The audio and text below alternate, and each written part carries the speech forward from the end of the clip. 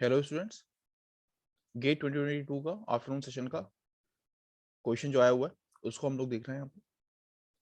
A rigid homogeneous uniform block of mass 1 kg, height 0.4 meter, width 0.3 meter is pinned at one corner and placed upright in the uniform gravitational field. G की value दे रखी है 9.81 meter per second square, supported by a roller in the configuration shown in figure. A short duration impulsive force. Short duration is the key term. ये आपको समझना होगा. Short duration, अगर ये short duration के लिए नहीं अप्लाई होता तो सिचुएशन बिल्कुल ही डिफरेंट होती. यहाँ पर ये शॉर्ट ड्यूरेशन के लिए अप्लाई हो रहा है, पहली बात. And it is applied at the height of 0.3 metre from the bottom as shown. Assume all the joints to be frictionless. The minimum value of IF required to topple the block is. तो toppling के लिए ये equation लिखना कि net moment about point O is equal to 0. So this is your point O. तो net moment about this hinge point is equal to 0. ये sufficient नहीं है in order to topple this body. क्यों?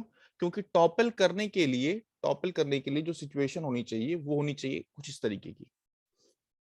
देखिए यहाँ पे आपने फोर्स लगा करके छोड़ दिया तो इसकी कुछ एंगुलर वेलोसिटी थी,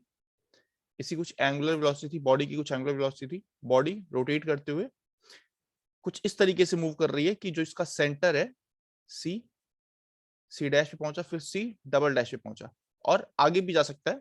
बट क्योंकि यहां पर मिनिमम वैल्यू ऑफ इंपल्स की बात की है तो एटलीस्ट ये जो सेंटर है वो आपका वर्टिकली ऊपर पहुंच जाए अबाउट पॉइंट ओ. इसकी रिक्वायरमेंट है in order to topple this body. Next moment पर अगर इससे थोड़ा सा भी ज्यादा आपने आईएफ की वैल्यू को रखा होता तो ये जो सी डबल डैश है वो आपका और हल्का सा राइट में मूव करता है, और अगर हल्का सा राइट में मूव करता है तो जो एंगुलर वेलोसिटी है वो आपकी फिर बढ़ती रह जाती क्लॉकवाइज ही. क्यों? क्योंकि अब आपका जो ग्रेविटेशनल फोर्स की वजह से मोमेंट आ रहा है वो भी क्लॉकवाइज आता. ठीक है, तो यहाँ पे initial because of this impulse the angular velocity will be clockwise, but because of this mg the acceleration will be counterclockwise. Somehow if it will manage to move up to c double dash which is vertically above the point O, तो हम कह सकते हैं कि body is capable of toppling at that particular impulse. Fine. तो ये point समझ में आना चाहिए कि in order to topple the c should come to c double dash. Okay. और अगर c आपका c डबल डैश पर आएगा, तो उस समय सिचुएशन क्या होगी? उस समय सिचुएशन होगी कि it would have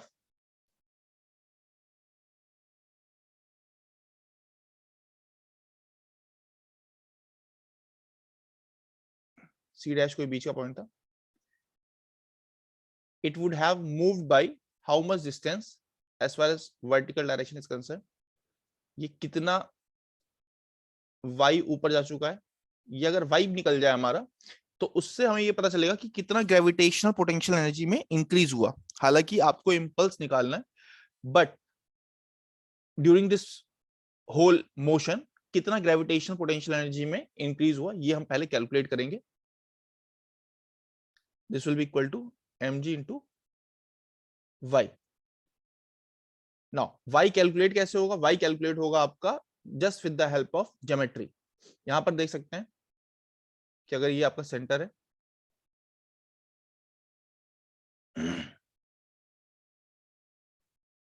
अगर ये आपका सेंटर है,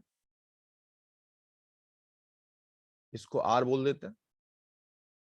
तो as far as geometry is concern ये आपका b/2 हो जाएगा, वर्टिकल आपका h/2 हो जाएगा. तो r की वैल्यू आप कैलकुलेट कर सकते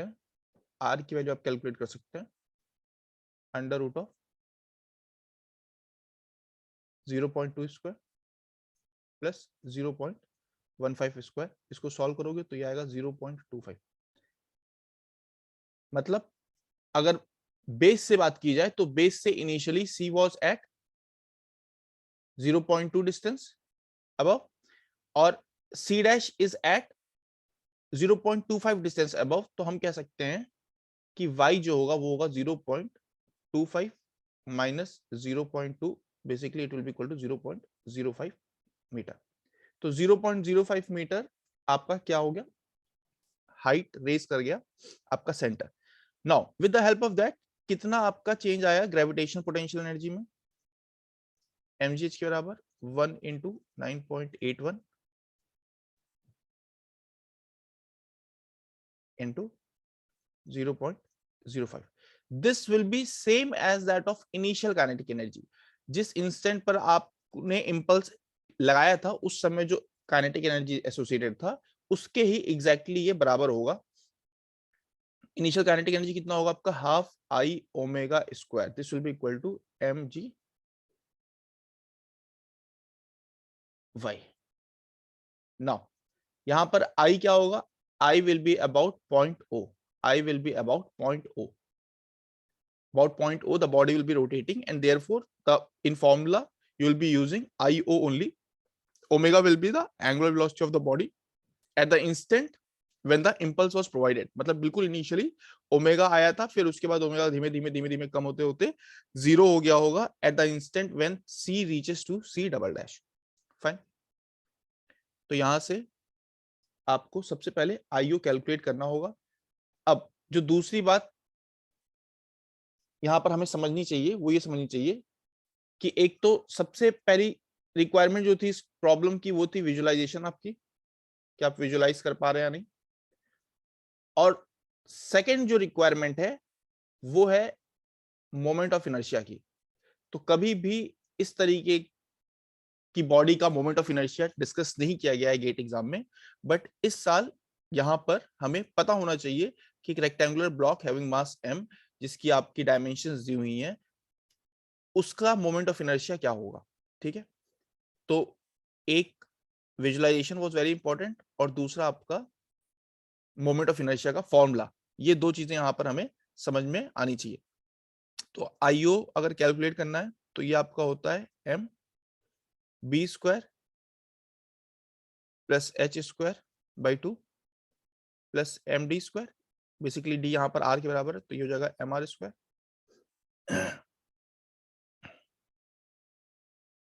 distance between both the axis. ठीक है, तो एक्सिस सेंट्रोइडल एक्सिस और ये आपका पॉइंट ओ से पास करते हुए, तो पॉइंट ओ से पास करते हुए axis which is perpendicular to the screen, उसकी बात हम कर रहे हैं। तो आईओ कैलकुलेट करोगे तो ये आपका निकलेगा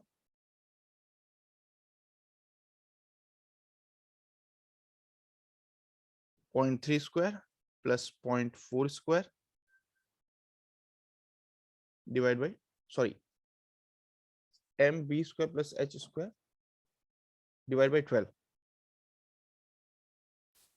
divide by 12 plus M R square. R की वैल्यू हमने अभी कैलकुलेट की, it came out to be 0.25।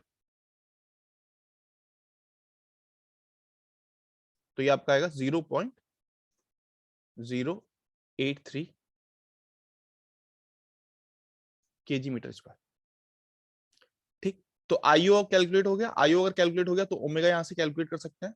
ये कितना हो जाएगा, half into 0.083 into omega square is equal to M G into Y, 1 into 9.81 into 0.05। यहां से ओमेगा कैलकुलेट करोगे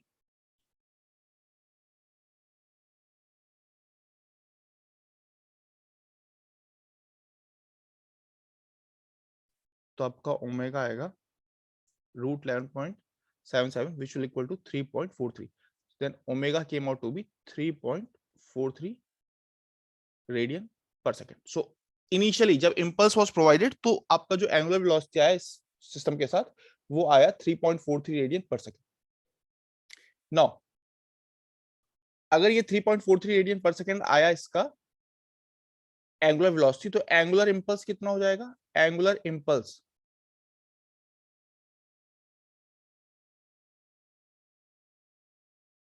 हालांकि इन question they are asking about the linear impulse, but right now we are calculating the angular impulse. This will be equal to change in angular momentum।